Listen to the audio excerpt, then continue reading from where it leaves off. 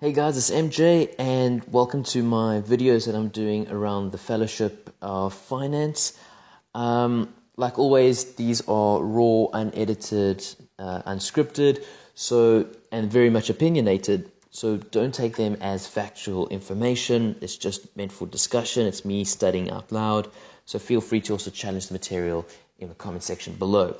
What we've been doing is we've been talking about the various players in the economic environment, and this video is going to be around businesses, and I'm going to also talk a little bit about investment banks near the end. So yeah, remember it is opinionated. Consult your own notes while studying, but please feel free to join the discussion in the comment section below.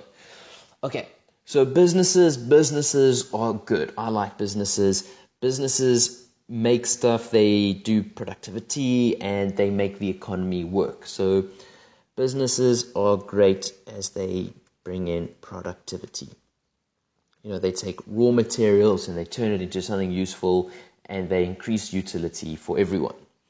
The thing, though, with businesses is that in order to do this productivity, they need something known as capital. So before they can make delicious cereal, they need to rent a factory and buy a whole bunch of machines that can turn corn or whatever it is that makes cereal, add sugar and all that type of stuff into the delightful treat that we eat for breakfast. Same with toys, is they have to convert plastic and all that into nice little shapes for us to play with, and this all takes up capital. Now, traditionally or back in the day, what you would do is if you have a business, you would go to your rich uncle and say, hey, can I have some money to start my little lemonade stand or to fund my little app? And your rich uncle will give you the money to do that. However, if you are a real businessman and you're doing big business, you need to find capital in another way. And one of the ways of getting big boy capital is through the issuing of shares. So you can either issue shares or you can issue bonds. We're going to be talking about the shares. I guess we can also talk about bonds. Why not? Bonds being the debt, so you can lend money to a business, they pay you a fixed interest rate, or you can buy shares and get a controlling stake as well as a proportion of their profits. Now, what they're going to do is they're going to issue these shares and these bonds to the public, okay? To the public or to the households. So they say, look, we want money. Basically, it's crowdfunding at a massive scale. And what they want to do is they want to get the best possible price for their securities, and they want to issue their shares at the lowest possible cost. But this is the problem, okay, is that it is terribly complicated, okay? It's complicated and it is expensive to issue shares. I mean, if you want to get your business onto the Johannesburg Stock Exchange, there's quite a lot of paperwork and it's quite a daunting task. In fact, this is why websites like Kickstarter have been so successful, is because it's allowed an alternative way for people to raise capital. But the capital that you're raising on Kickstarter is very, very small compared to some of the big businesses. So what they will do is they want to harness all the residual income of households and of the financial intermediaries that the households have entrusted their money towards.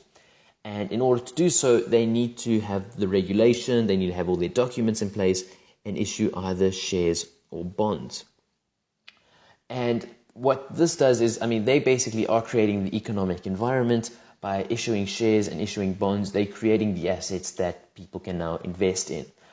But now, in order to do this, in order to issue shares and issue bonds, they need to go through another party or another organization known as the investment bank. It's weird how the word bank is included in this because they don't really do the traditional banking things. Although some investment banks then evolve into taking on those traditional banking roles, but they start off doing various other things. And what the investment banking firms specialize in is not only do they help, go through the whole regulation and help them with issuing the shares, but they advise on various things. So they will advise the price. So if you want to make let's say a whole bunch of dog food, and you want to export the dog food into various other countries, and you want to make dog food here in South Africa and play on our whole currency, because the fact that our currency is so weak increases exports, and you need a lot of money in order to buy a factory and dog food making machines and all the raw materials and all that type of stuff. You approach an investment bank and they'll say, why don't we issue 100 million shares at 100 Rand each, so that you can raise, R1 billion or something crazy like that. So they will advise you on the price of your share. They will assist in, say, the valuation, and then, because they're doing that, they're going to need actuaries and accountants. So they're going to advise on the price. But what they also do is they handle the marketing of the security issue to the public. So they're also going to handle the issuing, which means that they're going to have a whole legal team making sure that they comply with the regulations and all the rules and all that type of stuff. So they will go, investment banks normally have a really good brand. They sponsor a lot of things in order to get that brand recognition. I know in South Africa we have Investec, they're an investment bank. They actually sponsor Tottenham Hotspurs, the soccer team, to get that brand recognition, to build up their reputation. So when they help issue a share and it's coming with Investec, people know that, hey, this is a good share, this is a good security that we can buy in, because Investec are risking their reputation. So another thing investment banks is they leverage their reputation, because a lot of finance and all this type of stuff does come down to trust. So many scams are still happening today that you rather will be more confident putting your money with a name that you've seen before and that have invested a lot of money into their reputation. So they will seek to protect their reputation for honesty by checking and certifying the quality of the information offered. They make sure that the dog food company that they're issuing is legit. They're not, the food tastes good for the dogs. It's not going to be poisonous to the dogs. It doesn't have any scandals. They kind of do that background check, which means that when they come to market and issue the share, people have faith that, hey, this is a legit company.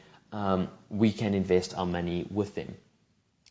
And then the final thing that I want to talk about that investment banks do is something quite interesting, is they create innovative security design. Okay, what do I mean by innovative security design? So let's go back to Investec. One of the things Investec do is they'll say to their clients, they'll say, invest money with us. And this is weird because, Investec are maybe becoming more of a financial intermediary. But what they'll say is, invest your money with us. We will buy a whole bunch of stocks for you, but we will give you a guarantee that you will get your money back.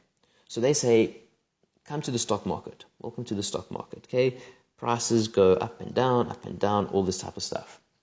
They say, the amount you put in at day one, we will give that to you no matter what happens. So let's say the investment tanks and the whole stock market crashes and becomes zero. They will give you that money. They will take on that risk. And for doing so, you are more likely to invest with them, which gives them more influence in the economy, and they can actually buy more shares or have access to big assets. So it's one way of getting more money under their control for them to buy various stocks and do stuff like that. Also, you're then happy with Investec, and it again strengthens your relationship with them. So investment banks are, doing just one little video on them is not enough, but I just wanted to talk about how when businesses want to enter into the economy and raise capital through shares and bonds, they're not going to do it by themselves because it is too complicated. Think about it. If your business is making dog food, dog food, you understand dogs. Now it comes to the rules and regulations of issuing shares and JSE and all this type of stuff. It really goes above your head, and so you will go to an investment bank. They can do a whole bunch of other things like share underwriting and all these other interesting things. But I think let's maybe leave the investment banks for there and maybe talk just a little bit more on business. I don't know, what more can we say about business around how they influence the economy, in the sense that they are the economy. So the better the conditions are for business, say tax is always an important one, will make it more likely for them to do business, and depending on the rules and regulations will determine what investments or securities that they issue or make available to people. I think because we've got time, let's maybe talk about one other thing. How long have I been talking for? I've been talking for 10 minutes. Yeah, let's maybe talk about foreign investors just quickly, so we don't have to do an entire whole video on them. Or should I do it? Yeah, no, 10 minutes is enough. Let me rather do another video on foreign investors and their role in the economy. Because maybe let me rather do that. So this has been quite a shorter video, just around business, investment banks. But like I said, tomorrow the foreign investor video will be up, so hit subscribe so you can see it coming up in your YouTube channel feed. But otherwise, thanks so much for watching, and check out the rest of the videos that I've been making around finance as I prepare for the fellowship exam. So thanks for watching. Cheers.